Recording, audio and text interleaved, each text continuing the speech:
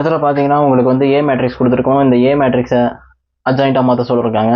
So first நம்ம given எழுதிக்கலாம். ஓகேவா, கிவன் எழுதிட்டு இப்போ நமக்கு நார்மலாக என்ன பண்ணுவோம், இது வந்து டயகனலு. ஓகேவா, இது வந்து டயகனலு, ஆன்டி டயகனலு. ஏக்கு அட்ஜாயிண்ட் ஆஃப் ஏ கண்டுபிடி சொல்லியிருக்கான். ஸோ அட்ஜாயிண்ட் ஆஃப் ஏயை பொறுத்த வரைக்கும் நம்ம ஏற்கனவே ஒரு விஷயம் சொல்லியிருந்தோம். என்னென்னா உங்களுக்கு வந்து இந்த டயகனலை மட்டும் நீங்கள் டிரான்ஸ்போஸ் பண்ண போகிறீங்க. இங்கே இருக்கிற மட்டும் இங்கே போக போகிறீங்க, இங்கே இருக்கிறது இங்கே கொண்டு வர போகிறீங்க. ஸோ 2 - 3. அதேமாதிரி இங்கே 4 இங்கே 6ன்னு இருக்கான். இது ஒரு 2x2 இருக்கிறனால இந்த மாதிரி ஈஸியாக பண்ணிடலாம். ஸோ 4 இங்கே இருக்கனால இங்கே -4ன்னு எழுதிருங்க, இங்கே -6ன்னு எழுதிருங்க. அவ்வளோதான். இதுக்கு ஜென்ரலைஸ் ஃபார்முலா என்னன்னு பார்த்தீங்கன்னா ABCD. ஒரு 2x2க்கு அட்ஜாயிண்ட் கண்டுபிடிக்கிறீங்க அப்படின்னா அதுக்கு ஜென்ரலைஸ் ஃபார்மா இதுதான்.